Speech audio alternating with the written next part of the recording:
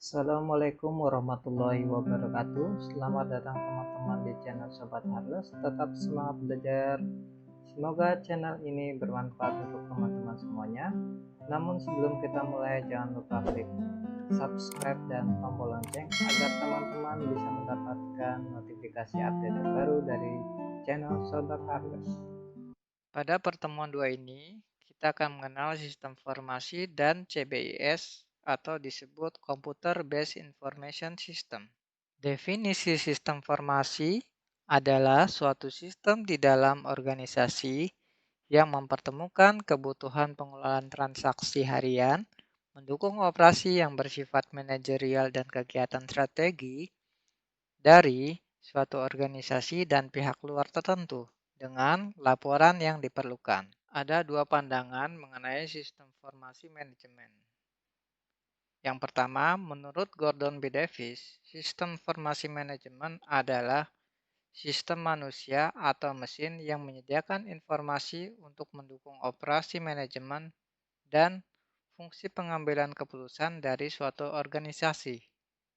Yang kedua, menurut Josh M. Scott, sistem informasi manajemen adalah kumpulan dari interaksi sistem informasi yang menyediakan informasi baik untuk kebutuhan manajerial maupun kebutuhan operasional. Komponen sistem informasi berbasis komputer terdiri dari personil, prosedur, database, software, hardware, jaringan komputer. Semua ini saling terintegrasi dan bekerja sama untuk menghasilkan output yang diinginkan oleh pihak yang memerlukan. Toolbox sistem informasi terdiri dari 6 komponen. Yang pertama adalah input, mewakili sejumlah data yang masuk ke dalam sistem informasi dengan menggunakan metode-metode dan media saat memperoleh data yang akan dimasukkan, dan ini dapat berupa dokumen-dokumen dasar. Kedua adalah model, merupakan kombinasi prosedur, logika, dan model matematika yang akan memanipulasi data input dan database dengan cara tertentu agar output atau keluaran sesuai dengan yang diharapkan. Ketiga, output, merupakan hasil pengolahan dari model berupa produk atau informasi yang digunakan untuk semua tingkatan manajemen dan pengguna sistem. Keempat, teknologi, berfungsi menerima input, menjalankan model, menyimpan, mengakses data, menghasilkan, mengirimkan keluaran, dan membantu mengendalikan sistem secara keseluruhan. Teknologi terbagi menjadi 3, yaitu brainware, manusia, software perangkat lunak, hardware perangkat keras. Kelima, database, merupakan kumpulan data yang saling terhubung satu sama lain, tersimpan pada perangkat keras komputer, dan menggunakan perangkat lunak untuk memanipulasi datanya. Contoh adalah database management system. Selanjutnya, kontrol, merupakan bagian pengendalian yang dirancang dan diterapkan untuk memelihara sistem dari hal-hal yang dapat menghambat proses sistem, seperti beberapa faktor alamiah, yaitu temperatur, air, api, debu, virus, sabotase, dan sebagainya. Siklus hidup sistem adalah proses evolusioner atau proses bertahap yang diikuti dalam menerapkan sistem dan subsistem informasi berbasis komputer. Tahapan siklus hidup pengembangan sistem dimulai dari perencanaan. Di sini merupakan proses inisiasi yang timbul akibat hambatan dan kendala yang terjadi pada saat proses bisnis berlangsung. Analisa di sini adalah tahap lanjutan dari perencanaan, di mana di sini menilai kelebihan dan kekurangan sistem sebelumnya agar sistem yang diusulkan dapat dikembangkan jauh lebih baik dari sebelumnya. Perancangan adalah tahap lanjutan dari analisa. Di sini menyesuaikan akan kebutuhan stakeholder atau pemangku keputusan agar sesuai dengan apa yang diharapkan dengan membuat prototipe atau mockup serta menggunakan model-model atau metodologi yang disesuaikan dengan proyek pengembangan sistem. Penerapan adalah tahap lanjutan dari perancangan. Di sini proses pembuatan kode program menggunakan bahasa pemrograman yang telah ditentukan sebelumnya agar program yang dibuat bisa berjalan multiplatform, multi-user, dan sesuai dengan rancangan yang dibuat. Setelah program tersebut jadi, selanjutnya dilakukan pengujian sebelum diberikan kepada stakeholder, pemangku keputusan, dan pengguna akhir. Maka siklusnya akan kembali lagi ke proses perencanaan. Faktor-faktor yang mempengaruhi pengembangan sistem informasi manajemen adalah 1. Integrasi, 2. Format tatap muka layar tampilan, 3. Kekuatan kompetitor, 4. Kualitas informasi yang dikehendaki, 5. Kebutuhan sistem, 6. Pengolahan data, 7. Faktor organisasi, 8. Kebutuhan untung rugi organisasi, 9. Faktor manusia, 10. Masalah hukum. AUC atau End User Computing adalah suatu lingkungan yang memungkinkan seseorang dapat langsung menyelesaikan sendiri persoalan-persoalan mengenai kebutuhan informasi. Alasan AUC berkembang karena kurang responsifnya departemen yang melayani permintaan seseorang karena orang-orangnya terlalu sibuk. Sini maksudnya terlalu banyak proses sehingga pelayanan tidak maksimal. Kecenderungan PC dan hardware semakin murah serta dapat dihubungkan dengan mudah ke server database.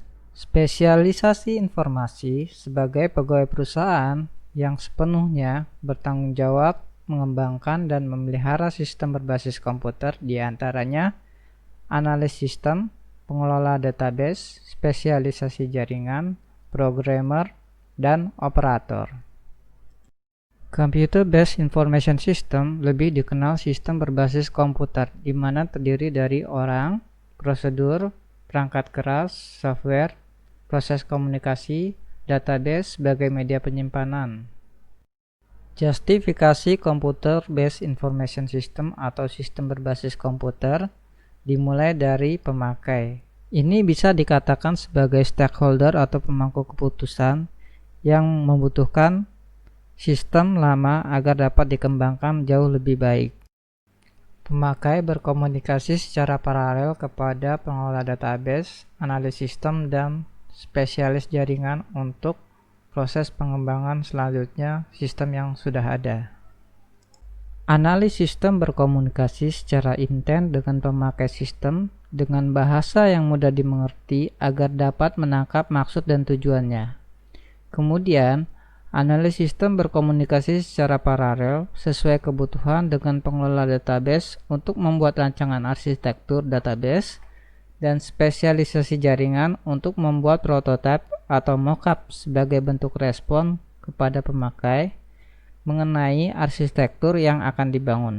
Apabila sudah disetujui oleh pemakai atau stakeholder, kemudian diteruskan kepada programmer. Selanjutnya, programmer menerima masukan berupa informasi dari analis sistem mengenai hasil yang diharapkan oleh pemakai. Kemudian diterjemahkan ke dalam bahasa pemodelan berbasis komputer, sehingga programmer dapat coding atau membuat program sesuai arahan dari analis sistem. Setelah program selesai dibuat oleh programmer, kemudian diteruskan ke operator agar dilakukan tes penggunaan program atau sistem yang dikembangkan agar dapat berjalan di multiplatform komputer sebelum diserahkan kepada pemakai atau pengguna akhir. Konsep dasar sistem informasi berbasis komputer terdiri dari 5 sub, diantaranya sistem informasi akuntansi, sistem informasi manajemen, sistem penunjang keputusan, otomatisasi kantor, dan terakhir sistem pakar. Model sistem informasi berbasis komputer membantu bisnis dalam memecahkan masalah melalui prosedur yang telah ditentukan. Sistem informasi akuntansi memiliki beberapa tugas, yaitu mengumpulkan data, memanipulasi data, menyimpan data, dan menyiapkan dokumen. Contoh software yang digunakan dalam sistem informasi akuntansi diantaranya Mayop, Chrishand, Zahir Accounting, dan QuickBooks.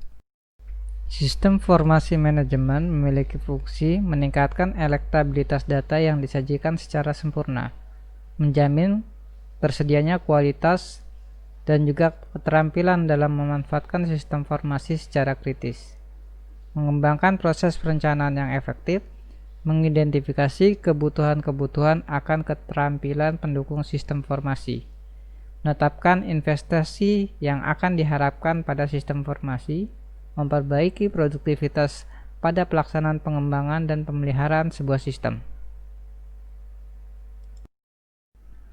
DSS atau SPK sebagai sistem yang berkemampuan mendukung analisa ad hoc data dan pemodelan keputusan, sistem yang berorientasi pada keputusan, memiliki orientasi perencanaan masa depan, dan digunakan pada waktu tertentu. Office Automatization atau sistem otomatisasi kantor merupakan sebuah rencana untuk menggabungkan teknologi tinggi dan pemugaran proses pelaksanaan pekerja demi untuk meningkatkan produktivitas kerja. Beberapa contoh sistem otomatisasi kantor seperti penggunaan teknologi sliding door untuk pintu masuk, kemudian sistem absensi menggunakan fingerprint, kemudian teknologi FM200 untuk mendeteksi kebakaran. Expert System atau sistem pakar merupakan sebuah teknologi mutakhir yang mengumpulkan keahlian spesialisasi analisis matematis dan kasus yang dikonversikan ke dalam teknologi komputer yang dapat memberikan rekomendasi, koreksi, dan suatu kesimpulan kepada manajemen. Contohnya di sini adalah sistem informasi penjualan yang memberikan informasi mengenai sales, persentase transaksi harian, dan sistem informasi produksi yang menjelaskan indikator persentase kendala dan permasalahan yang sedang dihadapi melalui data grafik. Berikut ini adalah contoh macam-macam sistem informasi. Yang pertama adalah sistem informasi pemesanan tiket pesawat. Kedua, sistem informasi bidang layanan e-government. Ketiga, sistem informasi transaksi harian untuk sales. Keempat, sistem informasi akademis untuk kampus. Yang terakhir adalah sistem informasi rumah sakit atau hospital management system. Contoh sistem informasi administrasi keuangan siswa berbasis web. Prosedur sistem berjalan. Proses administrasi keuangan siswa masih menggunakan pencatatan pada buku besar. Pada saat pencatatan, pembayaran siswa dan pencarian data membutuhkan waktu yang lama, sehingga tidak maksimal dalam melayani para siswa atau orang tua murid. Dalam melakukan transaksi, untuk itu dibutuhkan suatu aplikasi yang dapat membantu dalam pengolahan data dengan baik sehingga dapat menghasilkan suatu informasi data yang cepat dan akurat. Prosedur sistem usulan. Dibutuhkan suatu sistem informasi administrasi keuangan untuk memudahkan staf tata usaha atau TU dalam melakukan proses transaksi pembayaran terhadap siswa dan orang tua siswa agar lebih mudah, cepat, dan mengurangi kesalahan data. Kebutuhan penggunaan sistem usulan. Pertama, admin keuangan, login, kelola transaksi, konfirmasi pembayaran, kelola laporan pembayaran, logout. Kedua, admin kurikulum, login, kelola data siswa, kelola data kelas, logout. Ketiga, user siswa atau orang tua siswa, login, lihat data keuangan, lihat data tunggakan, lihat laporan pembayaran, konfirmasi pembayaran, kelola profil siswa, logout. Pada mockup admin keuangan ini harus dilalui melalui prototipe login, di mana sistem ini akan memvalidasi user yang masuk dengan menggunakan username dan password. Apabila berhasil, maka akan dilanjutkan lagi ke menu utama. Pada prototipe menu utama terdapat logo di sebelah kiri atas dan nama ruang administrasi siswa. Ada beberapa menu, diantaranya transaksi, tunggakan, konfirmasi pembayaran, dan menu logout pada kanan atas. Masih di mockup admin keuangan, kita melanjutkan lagi ke menu pembayaran. Di sini ada prototipe menu pembayaran dan prototipe pembayaran siswa. Pada prototipe menu pembayaran di sini ada tahun ajar, jumlah biaya, laki-laki perempuan, dan pilihan menu untuk detail. Kemudian ada tabel tambahan lagi di bawahnya, itu pembayaran lain-lain, mulai dari nomor, tahun ajar untuk siswa sampai dengan biaya praktikum. Pada prototipe pembayaran siswa terdapat menu pencarian, cetak, simpan pembayaran, pilihan metode pembayaran, dan not untuk keterangan tertentu. Di sebelah kanannya itu detail informasi siswa berisi NIK atau NIS, nama lengkap, kelas, beserta fotonya. Masih di menu keuangan, prototipe laporan pembayaran siswa. Di pojok kiri atas ada logo dan nama ruang administrasi siswa, beserta di bawahnya data pembayaran siswa sebagai judul. Kemudian ditampilkan tabel mulai dari nomor pembayaran, NIS, nama, kelas, tanggal, petugas, jumlah, pilihan. Di atasnya ada menu cetak, periode, dan pencarian. Nah, di sini menunjukkan informasi data pembayaran yang akan ditampilkan sebagai bentuk laporan. Sama seperti menu sebelumnya ya, di prototipe ini diperlukan login terlebih dahulu untuk proses validasi. Selanjutnya masuk ke prototipe menu utama untuk ruang admin kurikulum. Di pojok kiri atas ada logo dan judul administrasi siswa. Kemudian ada shortcut untuk open dokumen dan tanda gear sebagai bentuk fungsi konfigurasi dari sistem. Sebelah kanannya adalah menu logout. Di bawahnya untuk detail ucapan selamat datang di sistem informasi keuangan siswa. Di sini kita ada dua prototipe. Pertama data siswa dan data kelas. Data siswa menunjukkan pilihan kelas dan menu cetak untuk tambah data siswa. Selanjutnya, prototipe data kelas menunjukkan informasi berupa tabel.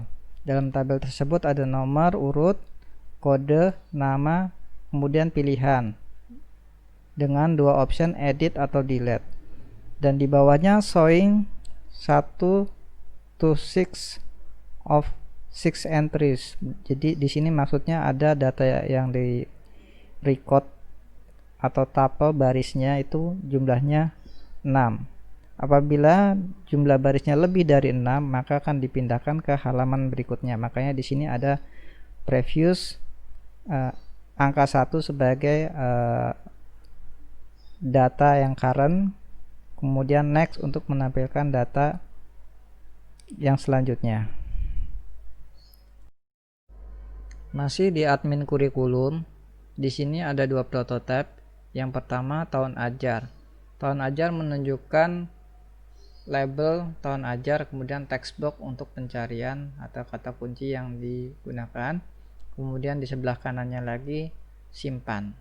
Di bawahnya ada tabel yang menunjukkan kolom dan baris. Terdiri dari nomor, tahun ajar, status, pilihan. Di bawah tabel ada previous, current data atau data saat ini, atau next untuk data menuju data selanjutnya. Selanjutnya prototipe data beasiswa. Di sini ada tabel yang menunjukkan judul beasiswa, nomor register, nama siswa, keterangan beasiswa, menu tambah data, pilihan dalam bentuk shortcut, edit, atau delete.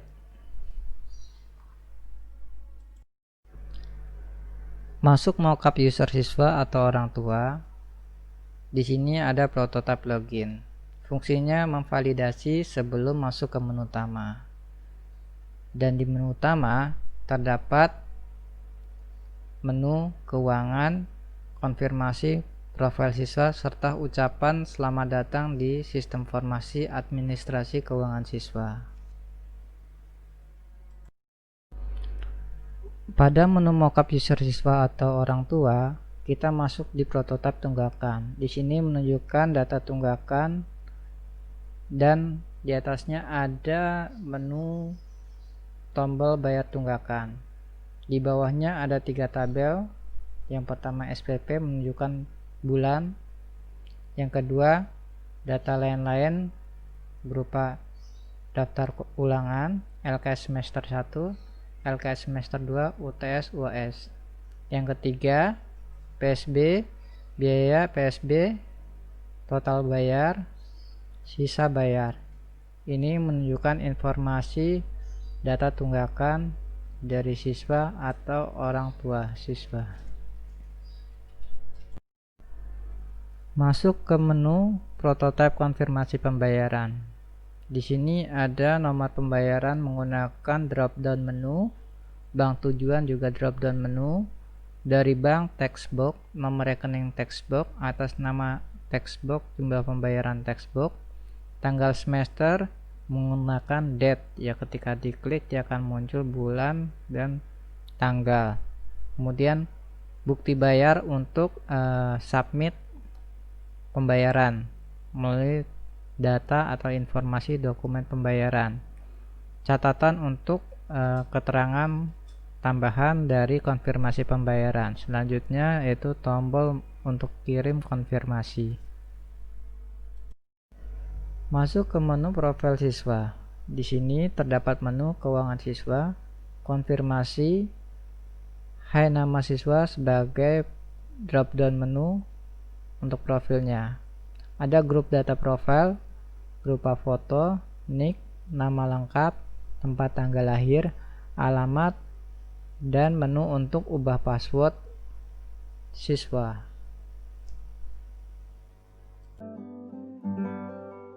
Oke, selesai sudah sesi belajar kita kali ini. Semoga bermanfaat untuk teman-teman semua. Jangan lupa klik subscribe dan tombol lonceng agar teman-teman bisa mendapatkan notifikasi update terbaru dari channel Sobat Harles. Wassalamualaikum warahmatullahi wabarakatuh.